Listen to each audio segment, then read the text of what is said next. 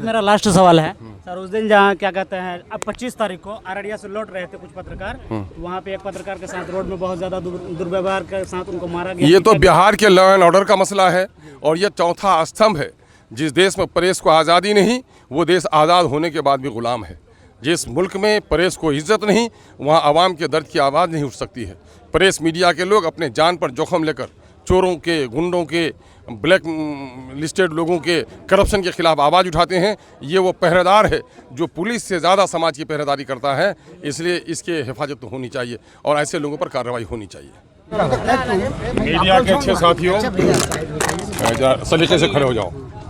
Media के अच्छे साथियों, मैं आप लोगों के हवाले से अमोर बैसा के साथ साथ पूरे सीमांचल और पूरे बिहार के अपने मज़दूर भाई और परदेसी मज़दूर भाइयों से और प्रदेश में रहने वाले साथियों से गुजारिश करता हूं कि इस वक्त लोकतंत्र का एक महापर्व है और जो आपका इलेक्शन होने जा रहा है, इससे तय होगा कि आने वाला बिहार कैसा बनेगा, गरीबों के हित के लिए क्या काम हो पाएगा, आपके बच्चों के लिए क्या हो पाएगा, आपकी बीमार माँ के लिए दवा का इंतज़ाम होगा या नहीं होगा, ये फैसले होने हैं। इसलिए मेरे भाइयों, बहुत सारे मज़दूर धनकटनी में जा रहे हैं, बहुत सारे लोग प्रदेश में जा रहे हैं। खुदा के वास्ते, ईश्वर के लिए और अपने बच्चों के लिए, सीमांचल के लिए और अमोर बैसा के लिए, अपनी कटी हुई बस्तियों के लिए, अपनी टूटी हुई सड़कों के लिए, अपने बच्चों के भविष्य के लिए अपने वोट का इस्तेमाल कीजिए। आज बहुत सारे बड़े बड़े लोग हैं जो अमेरिका और जापान में रहते हैं, जब इलेक्शन हो जाता है तो वोट देने के लिए आ जाते हैं। बहन की शादी में ना आ सको, पैसे भेज देना, पड़ोसी लोग उसकी शादी का इंतज़ाम कर देंगे। मैयत हो जाए, घर में ना आओगे तो दुआ अल्लाह वहाँ से भी सुन लेगा। लेकिन अगर आकर अपने वोट का इस्तेमाल नहीं कर सके तो शौहर का वोट बीवी, बीवी का वोट शौहर, बाप का वोट बेटा, बेटे का वोट बाप इस्तेमाल नहीं कर सकता है। इसलिए वोट जमहूरियत का सबसे बड़ा हथियार है। आपके एक वोट से एक शरीफ इंसान हार सकता है, आपके एक वोट से एक चोर, डाकू, लफंगा जीत सकता है। और यकीन जानो, गाड़ी का ड्राइवर अगर शराब में हो तो पूरा मुसाफिर को बर्बाद कर लेता है।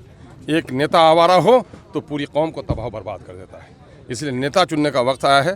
खुदा के वास्ते, ईश्वर के लिए, आपने बहुत कुछ बर्दाश्त किया है। कभी शादी में आए हैं तो 15 दिन रह गए हैं, कभी कोई बीमारी हुई तो 15 दिन रह गए हैं। कोरोना के दिनों में आप लोग 6 महीना तक बंद रहे हैं। मेरे भाई, इस वक्त अगर आपने अपने वोट का इस्तेमाल न किया तो बहुत नुकसान होगा। अमोर बैसा का नहीं, नई नस्लों का, आपके आने वाली नस्लों का नुकसान होगा। वोट का इस्तेमाल कीजिए। मैं परदेसी भाइयों से कहूँगा, अगर 3 महीना बाद आना चाहते हैं तो पहले आ जाओ, गुंजाइश निकाल कर आ जाओ। और जो लोग नहीं आ सकते हो तो कम से कम वहाँ से अपनी माँ को, अपनी खाला को, अपनी नानी को, अपने मामू को बताओ कि गरीबों के हित की लड़ाई कौन लड़ता है। प्रदेश में हादसाती मौत होती थी, कोई लाश को लाने वाला नहीं था, चंदा करना पड़ता था। आपने एक नेता को चुना, अख्तर उल ईमान ने आवाज़ उठाई, तो आज प्रदेश में कहीं भी हादसा हो, उस लाश को सरकारी खर्च तक घर पहुँचाया जाता है। आज उसी तरह से असेंबली में आपके हक़ की बात कौन करेगा? उस नेता को चुनने के लिए आप अपने अपने विधानसभा क्षेत्रों में आइए और अपने वोट का इस्तेमाल कीजिए। लोकतंत्र में वोट आपका हथियार है। इस हथियार को जंग मत लड़ने दीजिए। जंगी हथियार से दुश्मनों से नहीं लड़ सकते।